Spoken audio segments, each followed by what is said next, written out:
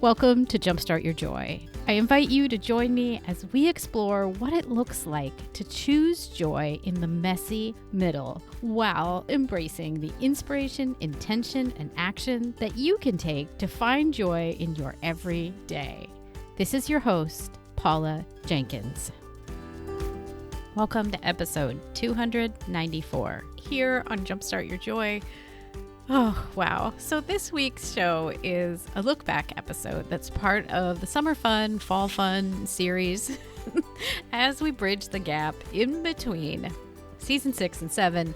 It's always fun to go back and look at some of these conversations that I've had that just really stand out. Now, this week is a little bit different because what I've decided to do is take a look back at my season 1 finale, where I did a countdown for the most downloaded episodes of that season. And season 1, of course, was super special because it was me trying on this brave new thing. I'd had this idea to start a podcast as I was finishing up life coach training, and I just ran with it. And I didn't know what I didn't know.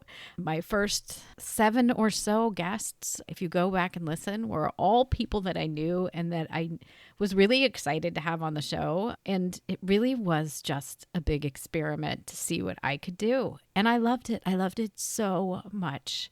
The promise that I made to myself starting out that first year was that I would do 52 episodes, no breaks, and just see what happened. So as I looked back at some of the most downloaded episodes literally in the last 90 days as of this recording date, which is in September of 2021, this episode, which is a countdown episode from 5 years ago, it's sitting in the top 10 most downloaded for this last 90 days. Amazing. And I think it's fun because it does give you some insights as to the topics and the people that I was covering in that first season. And there might be some that you really want to go back and listen to. So let me first address one of the things. This is the original recording from back in 2016. And the sound on this episode is a little bit, it's a little bit a lower quality than what I would have on the podcast now. So that's a little crackly. And I was recording over Skype, which I don't use anymore. So some of the sound can't be corrected and it just is what it is. But I also think it's really special to go back and hear the joy in my own voice as I introduce each of the conversations that I had and to really relive those great moments. So if you're new here on Jumpstart Your Joy, and this is your first introduction, I want to give you a very warm welcome and say you're in for a treat. If you want to find out more about myself or the show or hear some of the more recent episodes, you can go over to the website at jumpstartyourjoy.com. This episode, I will save the show notes for it at jumpstartyourjoy.com/episode 295.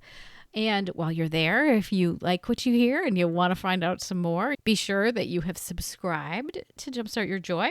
I don't always talk about that because I think most people know that they should subscribe to a podcast.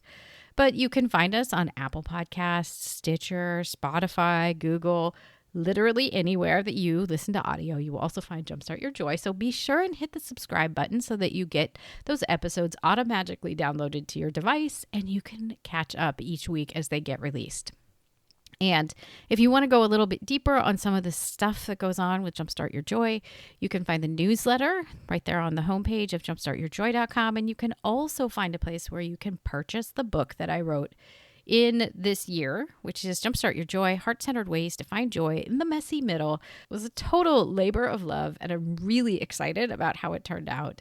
You can purchase that still on my website. So I think without further ado, let's tune in for the top 10 most downloaded episodes in season 1 of Jumpstart Your Joy back from 2016. So for this week, I have the biggest treat for you. It is the top 10 most downloaded episodes and an update from almost all of these top 10 guests. It has been such a pleasure to reach back out to each of them and hear back on how joy has played a role in their life since we last spoke. And so how this episode is going to work, I'm going to reveal each of these top 10 guests in the order that their episode originally aired, except for the number one download. We'll leave that to the very end because it is exciting, and I'm happy to share an update as well. So it's kind of a mashup. You'll hear either an excerpt from the original episode, but in many cases, I do have a brand new update from each of them in their own voice that I cannot wait to share with you. So, first was episode number 1 with Kathleen Davies, my dear friend, former roommate, and Presbyterian preaching pastor of a church in Houston, Texas. And I really loved what Kathy had to say about her congregation and the love and light status that they hold and some of the social justice that they do in her very special congregation. And here she is in her own words. It's good. It's been exhausting and really rewarding. And I give a lot of credit to my husband who jumped in with both feet, and then my parents joined the church. And so, what's better than getting your mom to church? Like, so awesome. I mean, it's hard to not feel like every sermon's a good sermon when your mom is there saying, that was so great. You're like, hey, thanks, mom. But the church has grown exponentially during that time, really beyond what I could have possibly foreseen or imagined. We have far more new members than we had original members. 3/4 of them are new members at this point. And it's just impossible not to have it be all encompassing. I mean, I think, if you're going to buy into that idea of community and relationship, then you're in it. And it just becomes a new family. And a lot of these people don't have families that accept them. So the church is their family and the church is their sanctuary. And, the church does become that kind of hub of their life. So that is where they are serving, and that is where they are learning, and that is where they're worshiping. And that's really an ideal situation for me. That's what the church has become. I think that being part of a church that has a history of activism was a little uncomfortable for me. And I really told them at the beginning, like, I'm not your firebrand. Like, I'm your shepherd and I will support you, but I don't really want to be on the news a lot. Like, that's not really what I'm called to do. And so the things that we were asked to come and be a part of, we were really discerning and trying to figure out, where we wanted the spotlight shown on us or not. And then I think this thing happened in Charleston and everything just changed, and then it wasn't us getting on the news because we were blessing, a lesbian holy union. Like, we're getting on the news because we're saying that the churches need to reclaim their sense of sanctuary and safety, and that we will not be part of systemic racism, and that we stand with our brothers and sisters. And I mean, there are times when you could be on the news just to be on the news. And then there are times to be on the news because you're standing in solidarity with people. And so I really try to be careful about that because we have options to really get a lot of publicity. I don't know. I think the only real reason to be on the news is if you're promoting, the abundant life that we believe is found in a relationship with Jesus Christ. And that's what is prompting us to live this way and be this welcoming. At the time our episode first aired, the Supreme Court had also just ruled on marriage equality. And so Kathleen had some beautiful things to say about that and one of the first ceremonies that she would be performing for a same-sex couple. So like 7:17 a.m., these two women are coming together to take communion and to become legally a married couple. And it is the church's great joy to be able to officiate that service. But there will be no news invited, no cameras other than their own photographer. It's not a spectacle, it's a covenant.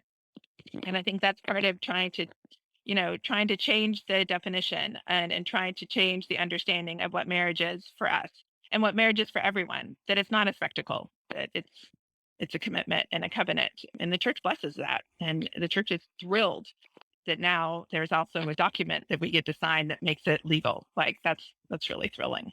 I'm so proud of Kathleen because she was also recently featured in the Houston Chronicle. I will provide a link to that article in the show notes. Congratulations, Kathleen, and congratulations on another year of being the pastor for Servant and Savior in Houston, Texas. Yay! The number 2, the next top 10 contributor is episode number 3, and that is Matthew Wood, supervising sound editor at Skywalker Sound and the voice of General Grievous throughout the Star Wars franchise. It was such a delight to get to speak to him. And a couple of my most favorite moments in that interview were when he talked about how he got the role of General Grievous. And so let's hear what he has to say about how George Lucas picked him for that part. I did this thing called the Summer Training Congress, which was like 50 hours a week of scene study work, Shakespeare, voice work, body movement, dancing, stage combat. They just had this almost like a mini MFA program that you could do over a summer. And that just changed my life. It was so incredibly fun and inspiring. And that gave me some courage. I'd done some little bit parts here and there in the Star Wars movies, but nothing like General Grievous. We were putting that character together. And one of the last things that comes down the pipe, because he's a completely digital character, would be his voice. And George was really trying to find something very specific. And we were auditioning lots of different actors, and I was involved in the recording of those actors and was also involved in the processing of how that character was going to sound, because he was a cyborg. So we had to put this kind of somewhat like almost like a filter, like he's talking through a phone speaker or something. It has a very filtered kind of synthesized sound. And so once we found that, I would apply that same process to all the different actors for the audition process. And George really wasn't getting exactly what he wanted, but I was the one thing that kept hearing what he wanted, and like maybe a little more like this, maybe a little more like this. And so my buddy, who I've worked with, one of the first guys I started out working here with, this guy named Chris Scarabosio, he was like, you should just do one. Why don't you just do an audition? I was like, you're crazy. I can't do that. And then he goes, no, do it. You can do it. Get in front of the mic and do it. So I did a few auditions, and then I put it in with the last group that we had just done. I put it in under a pseudonym. Oh. I didn't even put it under my own name. And so I sent that in for George to evaluate. And a few weeks went by, and all of a sudden I get the call from the producer that, hey, George has picked a voice. We got it. Like, let's bring this guy in. And he gives me, I had named all the files with the initials of every person. So so I could be able to track it back to the list of actors that I had. And I remember he gave me the initials, and I look at the list that I had. I was like, it's not on there. Those initials aren't on that list. I don't know what he's talking about. Like, oh man, I must have screwed up and like not written down which actor that was. Oh, and I was getting worried that I had done something wrong, because now, the clock was ticking for Industrial Light and Magic to start animating the voice of this character, because they had done the majority of the work already, and they just needed the little nuances of the voice. And then I realized, like, oh my God, that's the initials to the fake name I produced. And That's awkward. I remember I started sweating like almost instantly. I was like, oh my God, what have I done? I didn't believe it was going to go this far. And the next day I saw the producer at lunch, and I was like, so he's like, hey, do you got that name? We got to get this guy out here like now. I said, well, Rick, it's me. He's like, are you kidding me? He's like, no. He's like, well, what do you want me to do? And I was like, just tell George, just tell him. I don't care. Just tell him. And then sure enough, like I got back to my desk and I get a call from George Lucas, and he was like, so I hear you're Grievous, and I think that's great. I'm going to come down tomorrow. We're going to record the whole thing. Wow.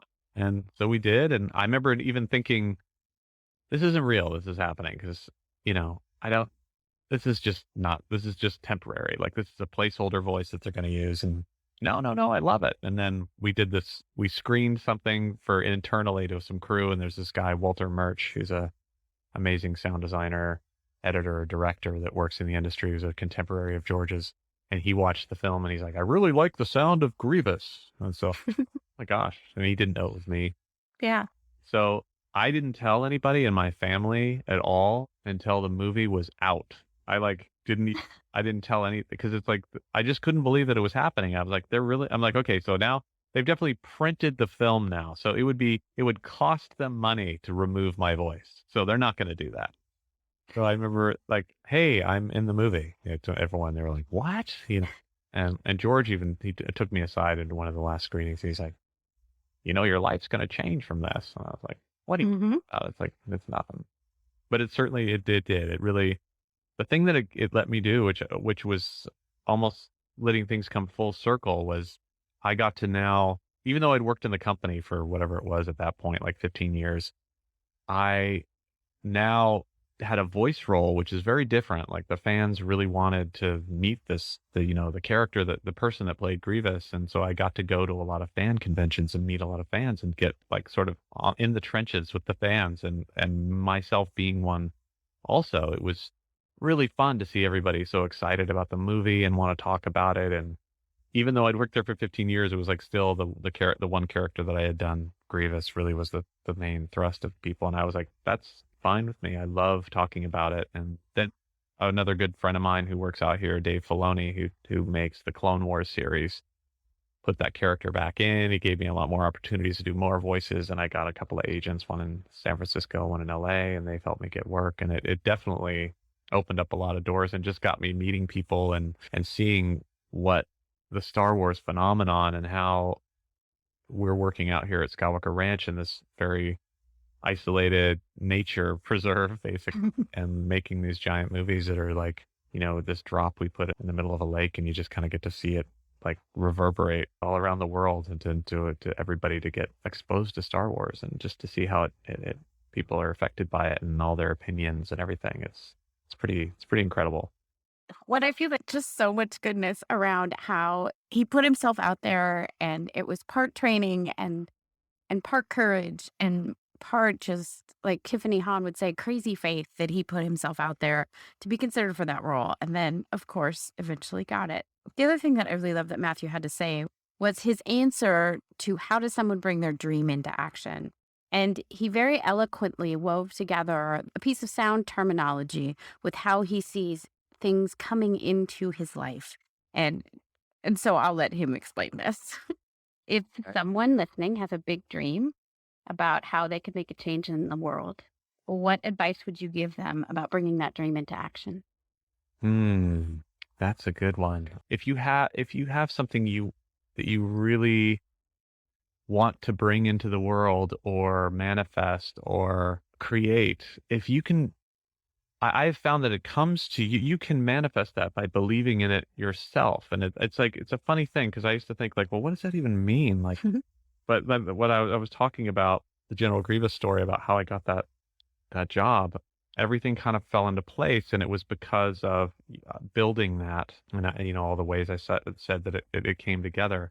I just feel like if you check in with yourself, and and you can find out a lot, like if you really want to do something and you have your mindset on it, and then like halfway through the process, you're like, you know what, I don't want to do this anymore, but I tried really hard, but that actually frees you up to find out what you truly do want to believe in. I mean, I have always found that like I love mistakes. I love, when you do achieve your goals or when you don't achieve your goals. I don't know. It's like something, those things work hand in hand to each other. So I don't know, believing in yourself, and actually it will come to fruition. There's one thing that I sometimes think that there's a function that we do, and this is going to be an audio geek thing, but in the system we use to do a lot of sound editing, we're always kind of having to group a lot of things together. Like you'll have to, like, let's say there'll be, the sound of a car crash, and then it'll go into a gun battle, and then it'll go into like an explosion, and then it'll get really quiet, and then it'll go. So there's all these different changes between environments and scenes.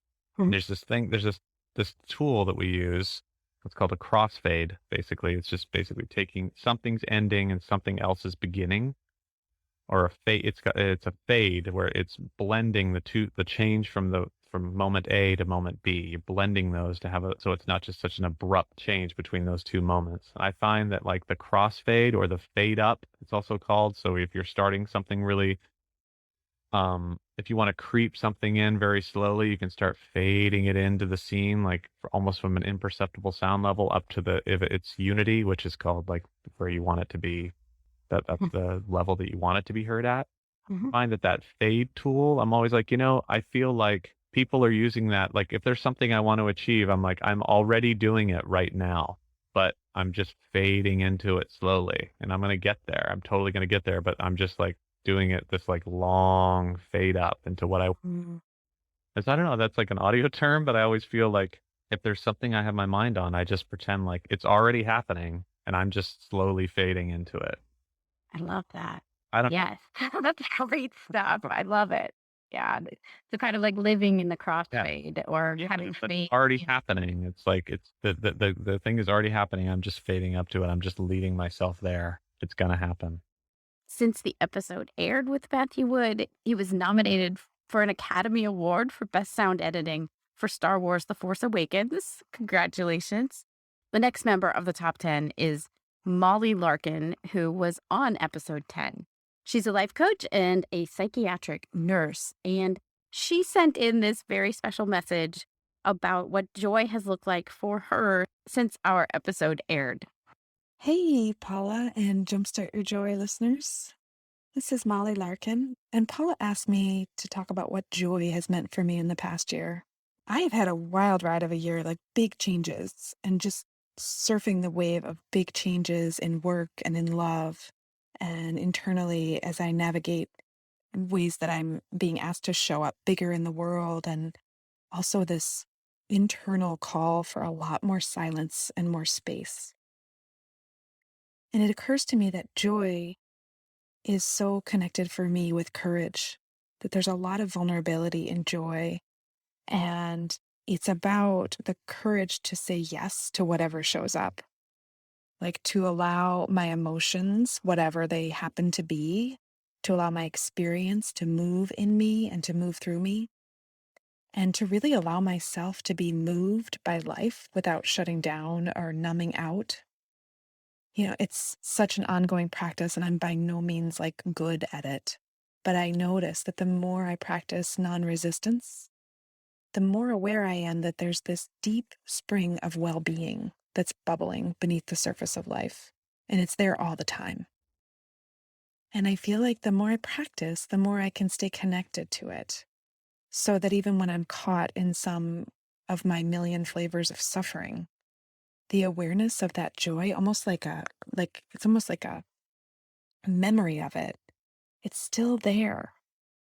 And what I feel called to more and more, like I mentioned, is silence and spaciousness. And for me, that's really the practice of connecting to that deep spring of joy. That sense that everything is okay, no matter what my mind has to say about it. And I resist the silence, but I'm learning that joy is a practice. It's a practice of turning toward whatever arises and saying yes, and that all kinds of possibilities and people and happenings show up in my life when I say yes to it all. Um, Joy really doesn't have much to do with my personal preferences or pleasures. And even though those things are great and I'm often quite attached to them, I really feel like I'm learning that joy is the deeper thing. Joy is the thing under it all, I think. I really loved her thoughts about joy being a practice and that it is something that takes so much courage to say yes to the things that come into your life every day. So thank you so much, Molly. It was a joy to hear from you again. The next member of the top 10 is Liz Ross, who was in episode 21, and she is the CEO of Periscope, which is an ad agency out of Minneapolis, Minnesota. She offered so much insight around heartfelt leadership, and it was such a joy to get a written response from her, which I will now read for you. In the time since our episode, I gave birth to twin girls on April 17th. Joy for me took on a whole new meaning as I navigate the world of being a mom to 3 kids under 3. I am finding that life is less about balance, a concept that sounds great in theory, and it's more about presence. I strive to ensure that every moment that I am at work, I am present, that I am working without distraction and fully engrossed in all that my job entails. Once I am home, I put away my phone and strive to be present for my kids. I resist the urge to do one more thing or read an interesting article that I saw earlier. As I mentioned in the episode, giving is at the root of joy for all of us. Whether it is in the form of a simple compliment to a stranger, our time to a colleague in need, or our undivided attention to family and friends. Seeking to embrace joy in all aspects of my life means looking for the positives with my whole heart. I was proud to be a part of season 1 of Jumpstart Your Joy, and I can't wait to see who is next. Thank you so much, Liz, and congratulations on the birth of your twin daughters. It is so exciting. And your words of being present and the reminder to put down the phone and and really be present for a family is such a beautiful reminder, and one that I can relate to deeply, being a mother myself. The next member of the top 10 is my friend and fellow coach, Lexi Koch, and she was in episode 35. She has also sent in a small update. She's also sent in an update about what joy has looked like for her. For me, joy is being okay enough in me to enjoy and live my life. Joy is knowing I'm blessed enough to choose where to move when we have to leave home because the air is too smoky. It's knowing that my husband will love me and cherish me even through my ugly tears and my breakdowns. It's putting out to the universe what I truly desire next and seeing it come to fruition, only to now feel the next desires and know I too can manifest those. Joy is coming out of a wave of anxiety and landing in a beautiful life connected to beautiful people and intact. Joy is power walking the beach, earbuds in, listening to the lively show and feeling less alone. It's the sushi place down the road that we've become regulars at. It's having my kid know how to harvest and help at the farm and not even want to leave when it's time to go. It's moving heavy boxes of produce and pulling weeds and envisioning the plants I'll put in the spring. Joy is a good night's rest followed by cuddles filled with smiles. It's the family flow in the summertime. Joy comes and goes daily like the tides of the sea. Uncatchable and also impossible not to feel. Joy is fleeting and expansive. It's gifted and sought after. Joy is crafted and intentional. Joy is in this moment. And so I'm feeling it. Thank you, Lexi. I love that your words are like breath and that I can feel the emotion in them. It was a joy having you on the show, and I really thank you for sending in an update. The next episode that was in the top 10 is episode 36 with Holly Becker of the blog Decorate. She's an author of 4 books and also the founder of the Blogging Your Way e-course series. I just loved having Holly on the show. And some of the favorite things that we talked about were how to really make an impact as a blogger and someone with a voice, and how to combat the imposter syndrome if it comes up. So here she is speaking about those 2 things. I always think about, like, when it comes to blogging and everything else, you really have to get yourself in the headspace and be positive about what you're doing. It's not something that's going to happen overnight. It does take time, but I think it's worth it. Even if you don't get the massive following that maybe you were hoping for, you may just really start to carve out more of what your passion is or find some good friends. You may find a whole new business that you want to evolve or get into. I mean, there's just get out there, just plant the seed and just see what happens. I love that. Yeah, because it really is the first step, but maybe it's serious, but it also, once you start to put the stake in the ground, you start to become more familiar with what your own voice is. So, yeah. Yeah, and another quick thing to share that is so important that I tell students too is that so many of my students come to me and they're like, Holly, there's so many other blogs out there, so much competition. When I say, how is that going to be any different from what everyone else is saying? And my answer is, it never changes. Look at the recording industry, look at the film industry, look at the book publishing industry, go to the bookstores, go to all these record shops and look on, iTunes. Look at all the music that's been made and continues to be made. Look at this and think to yourself, why am I thinking that there's not room in the world for another voice? If recording artists and film directors and all these people out there were sitting around saying, there's already so many films, I'm not even going to bother making a film. There's so much music, I'm not even going to bother going to music school or developing my passion. We'd have nothing fresh. We'd have nothing new. We'd still be listening to classical music. There'd be nothing out there. So I always tell my students, like, you've got to keep this in mind when you're developing your content. Well, this isn't fluff statement. This is real statement. Think about it. If you stop putting your voice out into the world, where all these conversations are being held online every single day, there's millions of conversations online every single day. If you stop and you don't bother, and other people stop and they don't bother, where is it ultimately going to lead?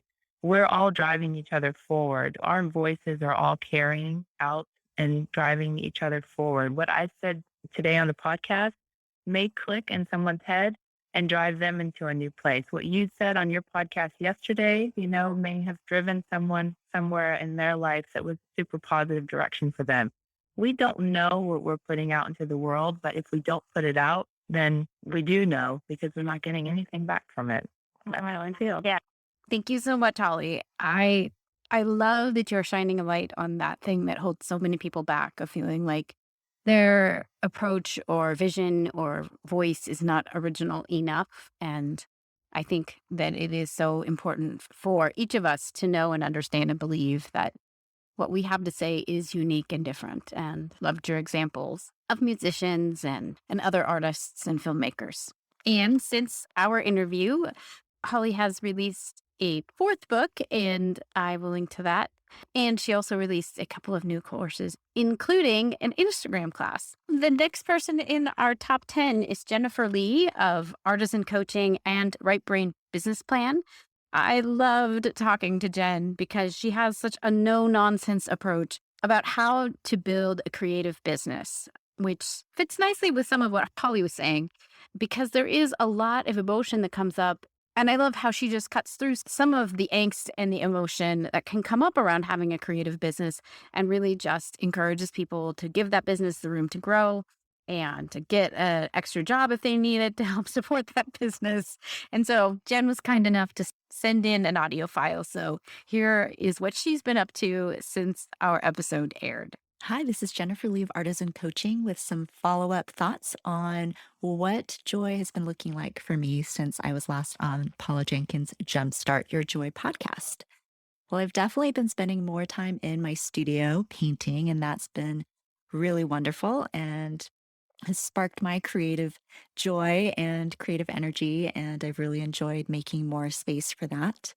I've also been really committing to a regular meditation practice. I got myself a brand new cushion and a nice new altar setup that I put together every morning to do my meditation.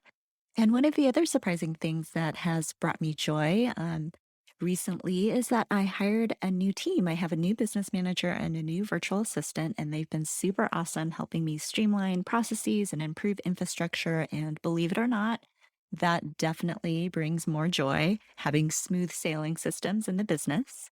And I've also been reading a lot, and I've definitely have enjoyed discovering the life-changing magic of tidying up. I've been obsessed with the KonMari way of folding, and I love admiring my sock drawer, looking at all the organization, and that actually helps bring me joy as well. So those are just a few of the things that have been helping me jumpstart my joy recently. Thanks. And thank you, Jen. And she was part of episode 38. I love the self-care practices that she has outlined here, and love that she takes a whole Friday every week to spend time in her studio and painting. And definitely an inspiration to anyone who also has a creative business, is to set time aside for play. And the next person in the top 10 downloads is episode 45 with Sharon Aldiger. Sharon and I had worked together several years ago at an advertising agency, interestingly enough, with Liz Ross, who is also in the top 10. Definitely a lot of love for both those ladies. Several years ago, Sharon was diagnosed with a brain tumor and had surgery done on it to remove it. And her words of inspiration really resonated with people. So glad that she was here to share her story. Really moved me by saying that her circumstances at the time after she was out of surgery were not acceptable to her. I can fully understand that kind of a fighting spirit and a desire to overcome something in one's life. She also sent over an update, and here she is. Hi, everyone. Thank you so much for listening to my interview with Paula. It was so much fun. What she is doing is truly a godsend. I am thrilled to be a part of spreading the love around our community and beyond. I want to do a quick follow-up and encourage everyone that finding your joy and embracing it is right there in front of you. It's waiting for you. No, it's screaming, here I am the happy you have been searching for. I haven't left. I have always been here. Let's start now. You have this immense potential to live your fullest and to share your talent with those around you. Having been forced to see that my life was so fleeting years ago, I didn't want to go to my grave knowing that I didn't live to all that I could be. I didn't want to go to my grave knowing that the unique talent only I have was not shared with the world, and I didn't get a chance to add value to someone's life with it. Today is a good day to start. Learn what you are good at, make a list of your great skills, no matter what they are, and research how you can help make the lives around you better with them. Then, here's the fun part, take action. Before you know it, joy will be following you wherever you go, and you won't have much say in it. Much mahalo and aloha. Thank you so much, Sharon. It was such a pleasure to have you on the show. The last of these top 9, before we get to the number 1 most downloaded episode of the show, is Marla Silly. She is the Fly Lady, and she was in episode 18 and 19 and 46. She's the only person I've had on the show for 3 times, and it was really amazing to get to speak to her several times and have her share her wisdom about creating habits and routines and bringing more joy into your life. What I really loved that she talked about in episode 46 is what she defines as project mode, which is taking small steps every day to get a larger task done, but also putting your mind around what that means in your day-to-day life. And so here she is to speak about project mode. This project mode is really something for us to embrace, because project mode it's not, with us sidetracked people, we want to get it all done. We want the house to be cleaned all at one time. We don't think we're cleaning unless we're spending 8 hours. And I found from watching him that we can get into a little project mode with our home. We don't have to spend 8 hours cleaning or all day Saturday cleaning. We can do 5 minutes here, 2 minutes there, 15 minutes decluttering. And, it all comes together. It might not all come together at once, but we have to recognize that's our perfectionism that wants it to all come together at once. Right. Yeah. And that's so true. It's so funny because I'm looking out my back window and I've taken to filling our green bin, with cuttings. Once a week, I just do as much as will fit into the green bin and then I'm done, right? Because the yard's never done. No. It's growing and keep changing. But if I can and that's all I can get rid of in a week. So that's just what I've taken to doing. And it's like now it's a habit and a routine, and that's how I face it every week. And yeah, now I can notice that it looks better. But yeah, it's that if I went with all or none, there'd be no way to get rid of all of it either. Right. You just have to sort of dive into a little area and work your way around the yard so that you're not going to make one area shine as much as the other ones aren't, So Right. Yeah. move it around and you'll eventually, the encroaching vegetation will go away. Yeah. Well, yeah, and that seems so true for the house too, that it really is the baby steps of do as much as you can for this set amount of time. That's probably exactly where I got it, was from the timer. It's a contained amount of time and I can do this much and then I can be done. And a lot of people like to put their headsets on and go listen to a playlist while they do something in the yard, or call a friend and talk to them on the phone while they're doing it. You can piggyback a couple of things with what you're doing. I love to listen to books when I'm in project mode. And I can actually remember, it's weird when you're listening to a book, you can remember what you were doing when you heard that thing. I heard that portion. Yeah, totally. It's so amazing. I don't know what it is. If our brain is just, we're imprinting that memory on the left side of our brain. It's just crazy to me that it works like that. And I really, really love this story that she shared about a woodcutter. the head forest ranger was speaking at this retreat, and he was talking about this logger who was a young, energetic kid, and he went out with a logging crew, and this is when they used axes. He went out with a logging crew, and he cut down 7 trees the first day. He was so happy he had cut down 7 trees. And the next day he gets up, he eats breakfast, goes out with the crew, and he only cuts down 6, and he can't figure it out. So the next morning, he skips breakfast and just heads on out. And that day, he only cuts 5. And he's just, all puzzled at what's going on. And he tried it one more day on his own. He got up an hour early. He went out, kept cutting, only cut down 4 trees. And finally, he went to the superintendent. And he said, "I don't know what I'm doing wrong." And he said to this young man, "You got to sharpen your axe. You see me every hour sit down and take the file and sharpen my axe. Not only am I resting, but I'm honing the axe to do a better job." We've got to remember that we have to take time out to just be, just relax. And so the most downloaded episode of Jumpstart Your Joy for season 1 was episode 20 with Danny Wood of New Kids on the Block. Oh my gosh, you guys, it was such a distinct honor to get to speak with Danny and to hear more about his album, Look at Me, which is a solo album that he created. And all of the proceeds of this album go to his foundation, Remember Betty, those proceeds of which all go to help women with breast cancer.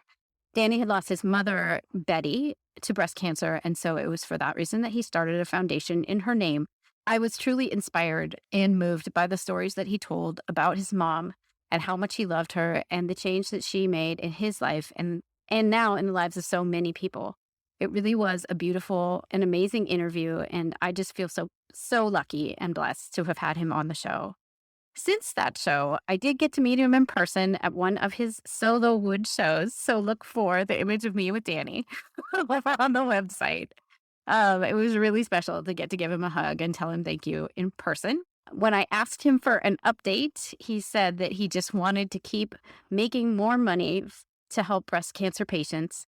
And it really has been an exciting year for Danny. And thank you so much for being on the show. And so here's a little bit from Danny about what inspired him to write this beautiful album.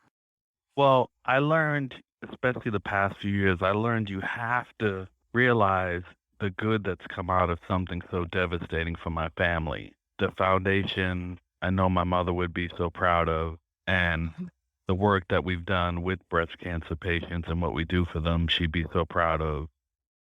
And I learned, there's a lyric in the song, Hold On, you got to remember what we've gained. And it's kind of like through loss and tragedy, you can sometimes gain beautiful things. And the most beautiful thing from my mother passing is my daughters who were babies when she passed. They have memories of her now. Like she's Nana. They have like a real relationship with her. And it's through the fans. It's through me. It's through my son who's 23. So he remembers her more. And they have these memories and they're proud of it. They're proud of that was in Nana, even though she's not here. They take so much pride in that was my mother.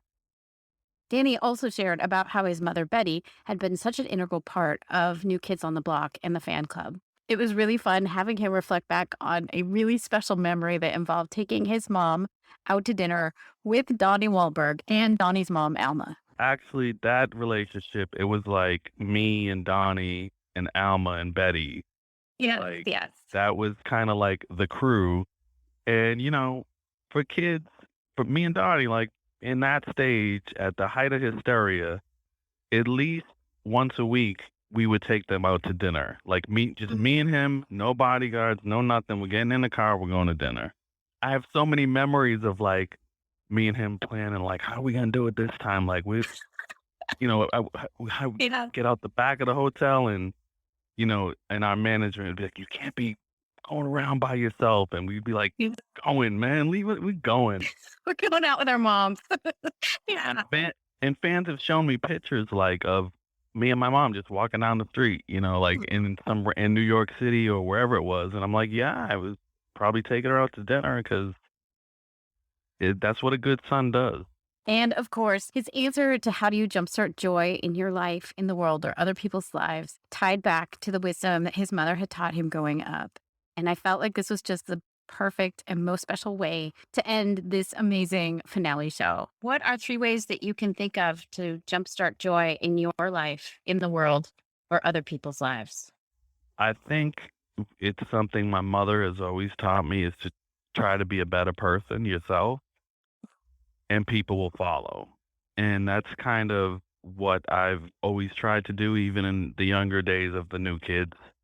I do with my children and with the fans, and I try to help out anyone I can with information about living healthy and making it habit. Because there's so many gimmicks out there, diets and this and that, and I don't believe in any of that. I just believe in, there's one right way to eat, and then you got to be drinking water, and then you got to work out. And you can work out many different ways, but the eating is the thing that this country doesn't get. So I try to help people out like that by leading by example, and I think that's the way I can kind of jumpstart people. And so that's a wrap on season 1 for Jumpstart Your Joy. Thank you so much for tuning in this week, and always, of course. I hope you loved that episode as much as I did. It's kind of one of those, I wish there was an equivalent in podcasting to the, like reaction videos that you sometimes see on YouTube. It would be fun to intersperse my own commentary about this episode and about season 1 as I recounted it so many years ago. Really was a joy, and I'm so grateful for all the people that have said yes through the years and have been on this show, because obviously I couldn't have a podcast without some pretty amazing guests and without all of you, the amazing listeners, too. So thank you so much. If you want to find out more about this episode or see some of the links to those other interviews that I had back in season 1, you can find them jumpstartyourjoy.com/episode 294. Woo, almost 300 episodes. Can you believe it? And while you're on the website, you can also sign up for my newsletter, buy the book.